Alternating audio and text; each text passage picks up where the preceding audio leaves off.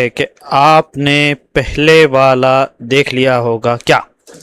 बोलिए क्या? एडिटोरियल ये वाला देख लिया होगा। इसकी पीडीएफ भी आपको मिल गई होगी। जिन्होंने ज्वाइन का बटन लिया है उनको पीडीएफ भी मिला है। उसके बाद ये है कि जिन वेबसाइट पे आप चेक कर सकते हैं, वेबसाइट पे मैंने ऑलरेडी डाला हुआ है, ठीक है, मैंने डाल दिया पहले ही, इससे पहले ही आप जाके चेक करेंगे तो स्क्रॉल करना पड़ेगा, थोड़ा कंटेंट है उसके अंदर। वो कैब मैंने डाल के रखे हुए हैं, उसको अपडेट करूंगा मैं, तो उसको भी आप पढ़ सकते हैं, बहुत फायदेमंद है ना, it's very useful. So I am gonna update all of them. So या चलिए हम इसको पढ़ने की कोशिश करते हैं। सर, SIR जिसको बोलते हैं, सर भी है सर। What was that? वो क्या था? वोटर्स, जो voter are still stumped by. अब यहाँ पे स्टम्प्ड बाय का क्या मतलब है, ये चीज समझने की है।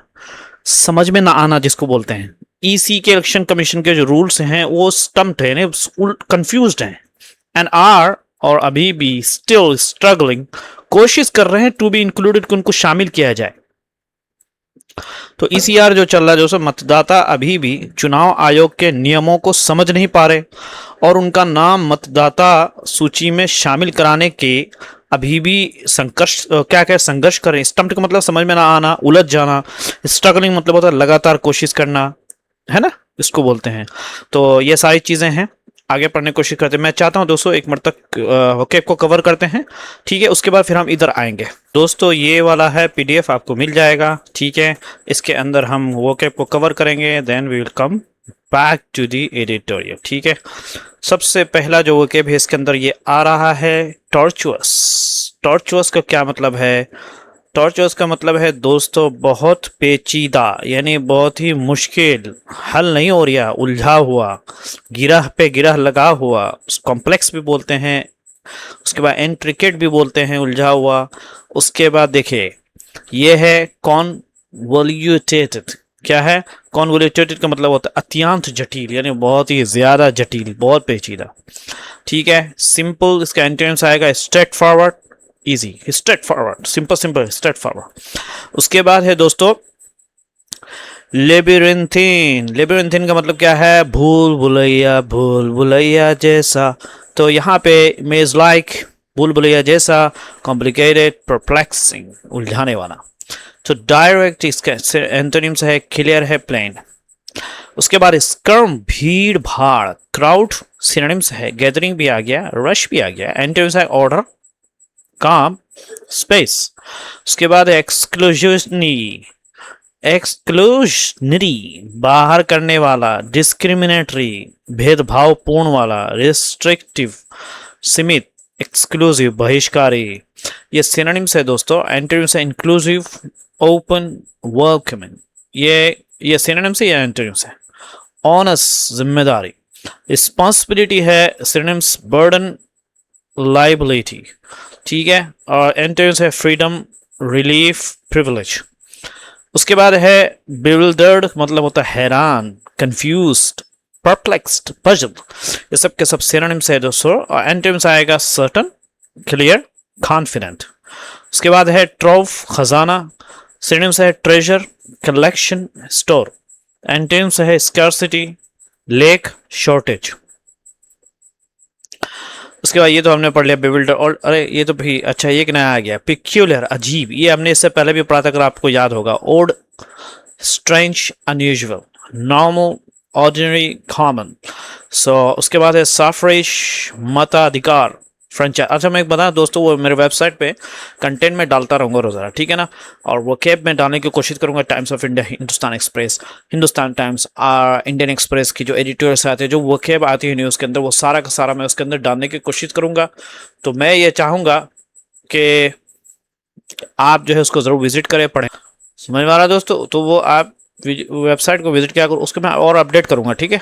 सिर्फ आपके लिए है, सिर्फ आपके। का मतलब होता है दोस्तों कठिन, स्ट्रेनियस। स्ट्रेनियस का मतलब होता है कठिन। उसके बाद है डिमांडिंग, उसके बाद है लेबरियस, ठीक है। मैं कोई नेटिव इंग्लिश नहीं हूँ जो मुझे इतना प्रोनाउंसिएशन आता है, लेकिन आपके लिए मैं कोशिश करता हूँ, और प्रोनाउंसिएशन मैंने इधर लिख भी रखा है, ठीक है ना। तो ये एंटोनिम्स है इजी, एफर्टलेस, सिंपल। उसके बाद है दोस्तों ऑब्फस्केट। क्या है? ऑब्फस्केट का मतलब होता है जानबूझकर उलझाना, ये वाह।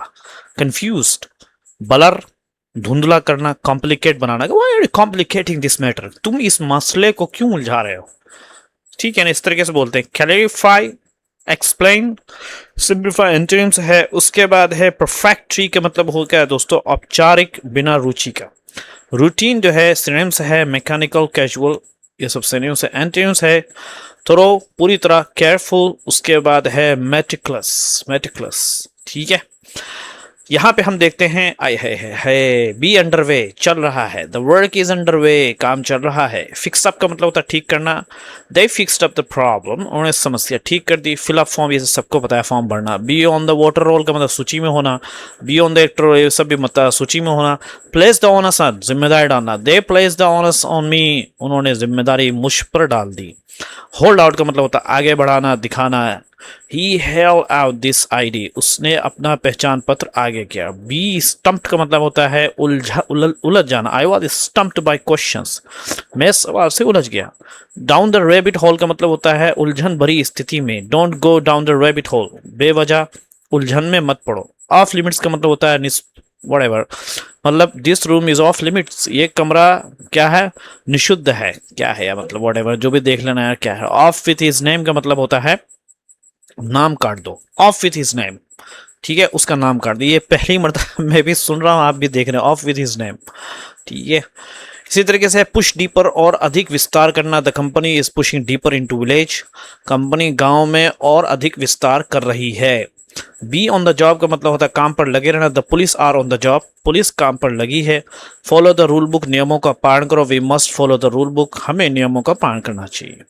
रिलाई ऑन का मतलब होता है निर्भर होना। I rely on my friend, हमसे पर। कैरी आउट का मतलब लागू करना। एंड अप का मतलब अंत में हो जाना।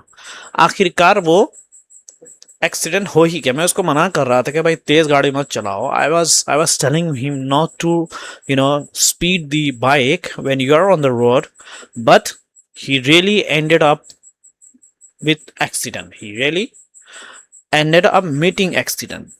आखिरकार वो उसका एक्सीडेंट हो ही गया। तो एंड अप का मतलब होता है अंत में हो ही जाना, है ना।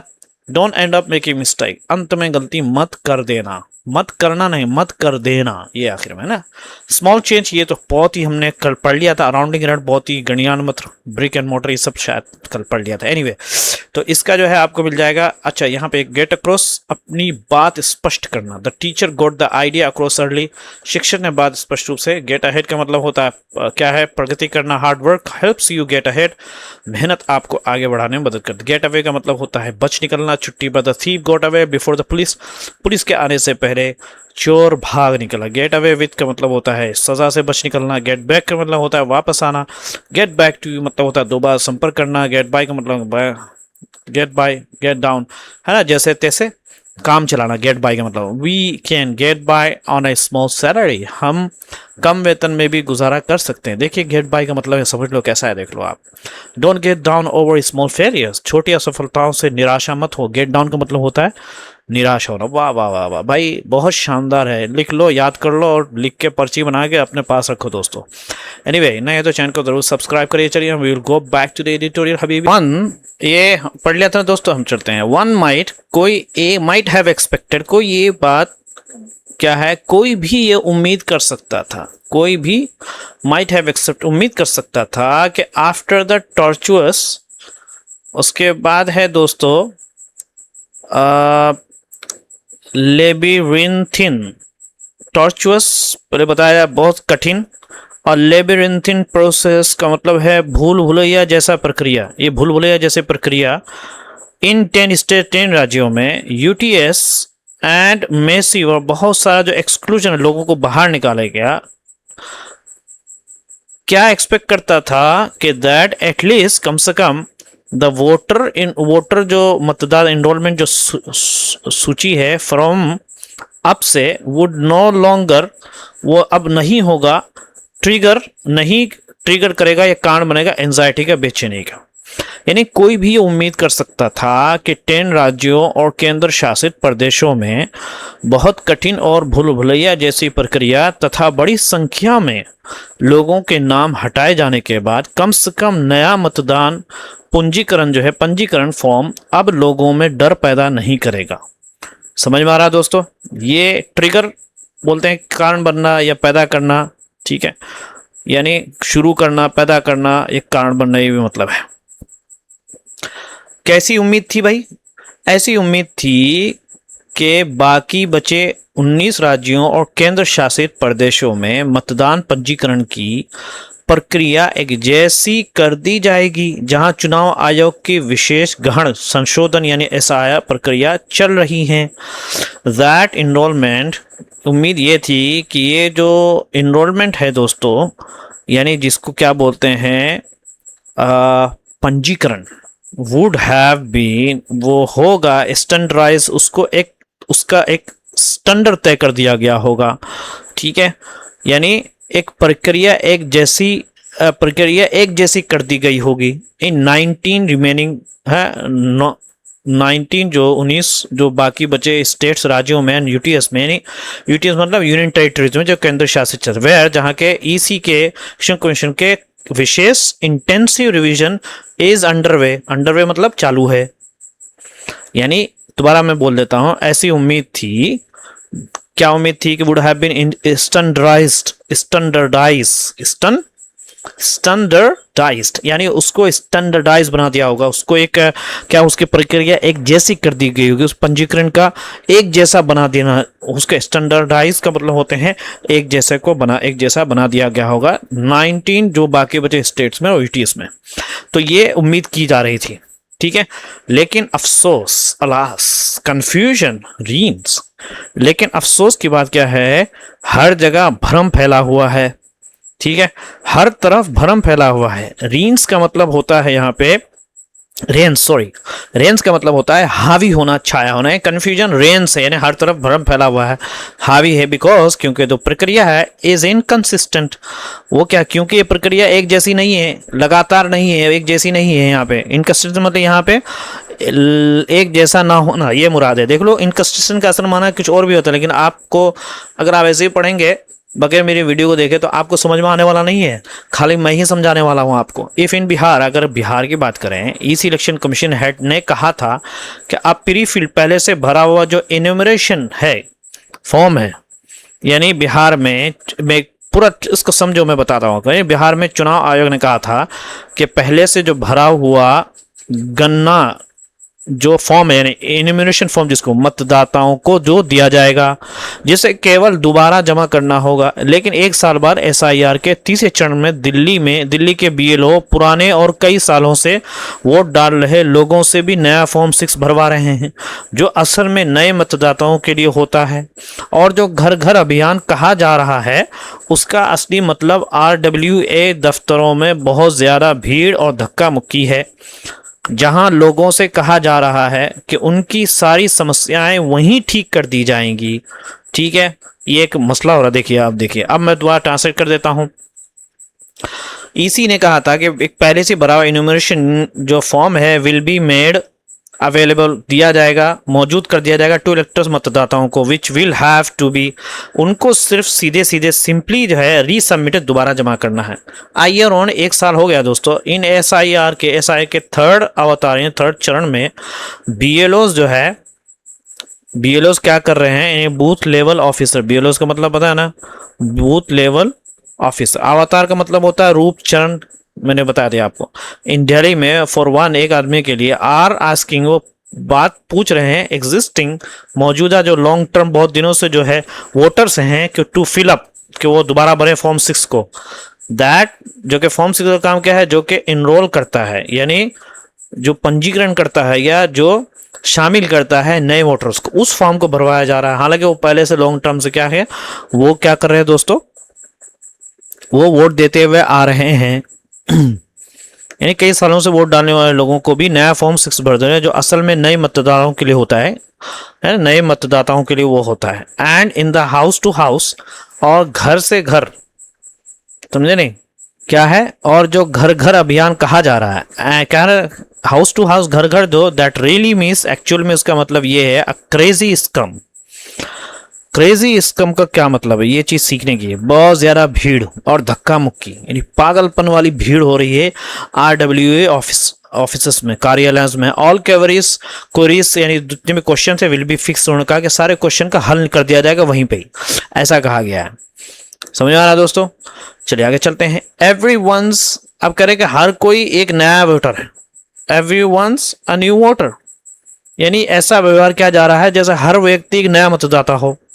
तो यहाँ पे अक्सर में क्या बोलते हैं उसको, मजाक के अंदाज में कहा जा रहा है कि लेखक का मतलब ये है कि पुराने मतदाताओं से भी नए मतदाता जैसे व्यवहार किया जा रहा है। Everyone is a new voter. अरे ऐसा लग रहा है यार कहीं इससे पहले आ चुका है, ये आ गया क्या। वाइल, जबकि इन अर्लियर, से पहले अवतार चरणों में, अवतार का मतलब वो वाला नहीं, वो जो रिपोर्ट ये क्या गया है, कहा जा रहा है ओनली दोज, वो लोग जो वर नेवर इनरोल, उनको जो मतदाताओं में नहीं डाला गया था वोटर के तौर पे, वुड नीड, उनको जरूरत पड़ेगी टू प्रोवाइड के वो दें पेरेंट्स के डॉक्यूमेंट्स, वालिदैन के पेरेंट्स के डॉक्यूमेंट्स इन रिसेंट राउंड, हाल फिलहाल के चरणों में, राउंड्स में। समझ में आ रहा दोस्तों, यानी पहले के चरण में, यानी पहले की प्रक्रियाओं में ऐसा बताया गया था कि केवल वही लोग अपने माता पिता के दस्तावेज देंगे जिनका नाम कभी मतदाता सूची में नहीं था। लेकिन अब हाल है कि प्रक्रिया में हर व्यक्ति से माता पिता की जानकारी या पुराने इपिक नंबर मांगे जा रहे हैं। तो ये तो बहुत ही इंडिसेंट राउंड्स। अब हाल फिलहाल में यू नीड टू, तुमको देना पड़ेगा पेरेंट्स के डिटेल और या पहले के जो इपिक नंबर्स हैं, रिगार्डलेस मतलब चाहे कुछ भी हो, चाहे तुम नए मतदाता हो या पुराने हो, सबको देना पड़ेगा। तो पहले इसी ने क्या कहा था, अब क्या कह रहे हैं। इमेजिन, आप तस्वीर करिए, सोचिए ज़रा कि व्हाट दिस मीन, इसका क्या मतलब है। फॉर एन ऑर्फन, एक यतीम बच्ची के लिए, यतीम यानी जिसका बाप ना हो या माँ ना हो, एक 75 साल का या एक 18 साल का, हुज पेरेंट्स, जिसके पेरेंट्स जो है हैव नेवर वांटेड, जो नहीं चाहते थे, to be on the voter roll, वो नहीं चाहते थे कि भाई मतदाता सूची में रहें। इट इज़ हॉरिंग, ये बहुत खतरनाक है भाई। यानी क्या कह रहे हैं, कहना ये चाह रहे हैं कि ज़रा सोचिए कि इसका असर एक अनाथ बच्चे पर क्या पड़ेगा। 75 साल के बुजुर्ग या 18 साल के उस युवक या युवती पर क्या होगा जिसके माता पिता ने कभी मतदाता सूची में अपना नाम दर्ज नहीं कराया हो, यानी जिसके माता पिता ना हो या वो नहीं चाहते कि मेरे नाम से जो है वो be on the voter role.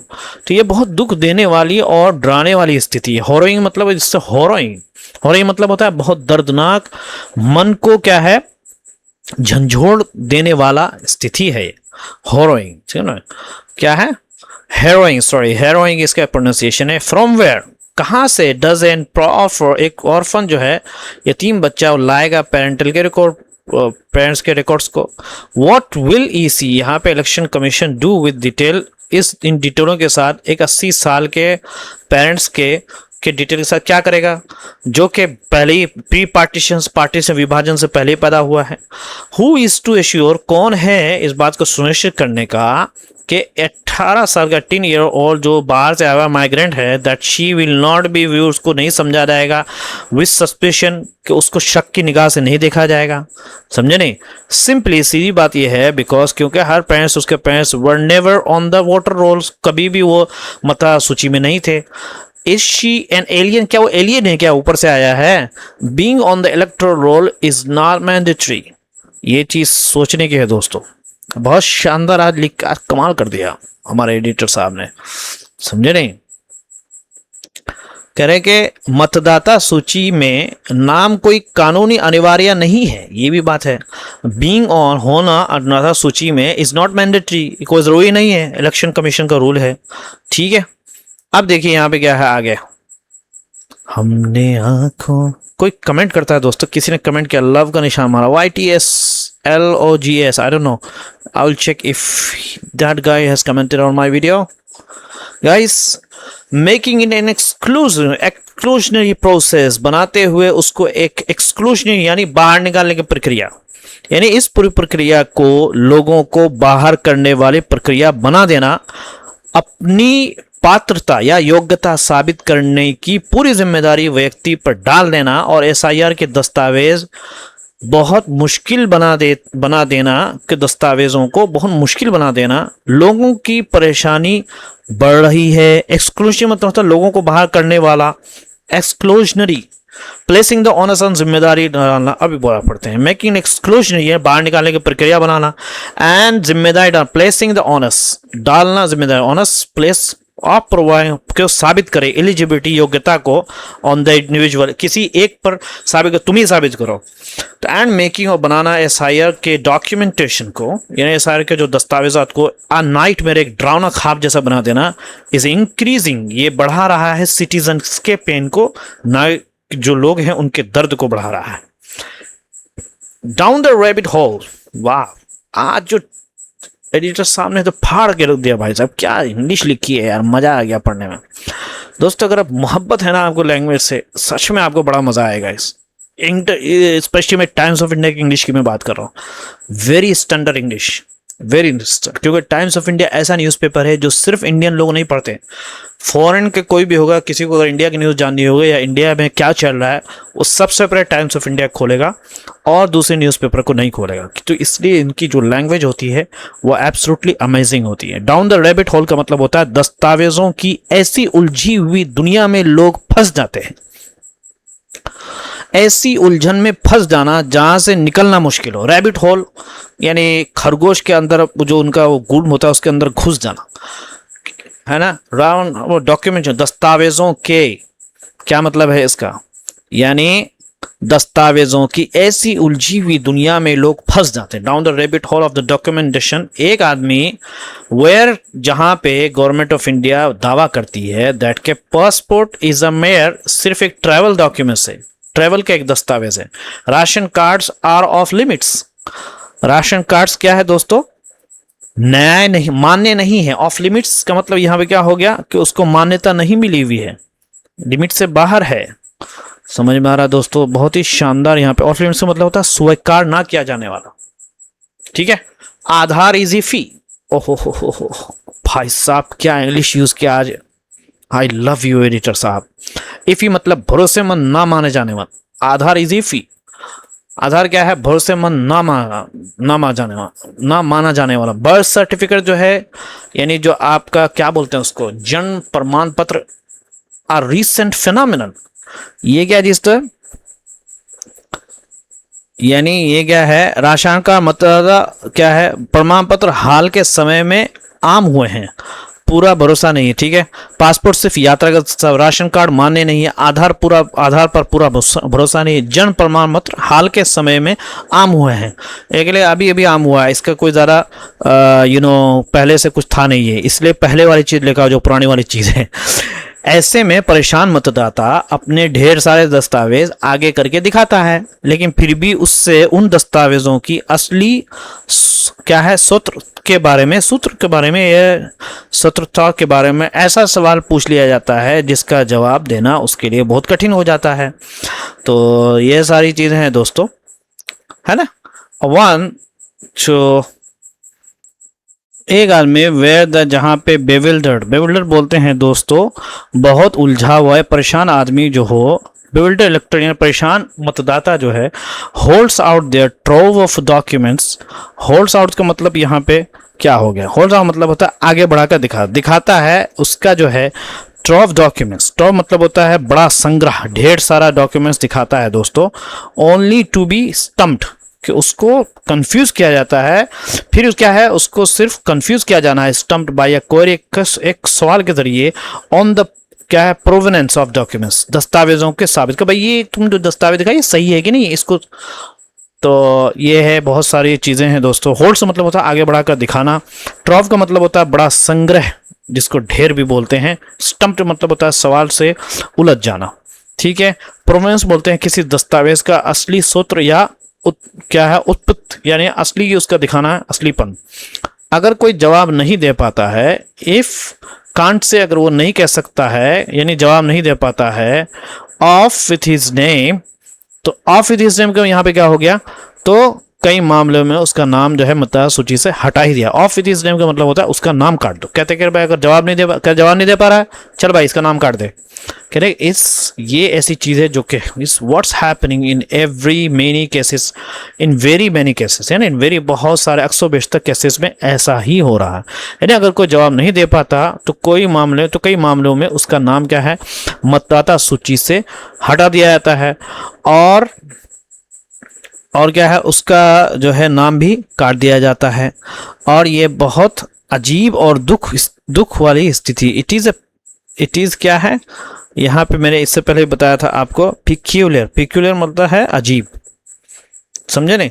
Is was happening in every, बहुत सारे केसेस में से इट्स अ पिक्यूलियर, ये बहुत ही अजीब चीज़ है। एंड अनफॉर्चुनेट, ये बदकिस्मती की बात है, अपशगुन जिसको बोलते हैं, स्थिति है जहाँ पे universal adult franchise is getting marked by the EC's stamp of school. Oh my god, क्या इंग्लिश बोला है भाई साहब, ठीक है। यानी ये बहुत अजीब और दुखद स्थिति है जहां हर व्यक्ति नागरिक को वोट देने का अधिकार मिलने की व्यवस्था पर चुनाव आयोग की ओर से लोगों को बाहर करने की छाप लगाती हुई दिखाई दे रही है।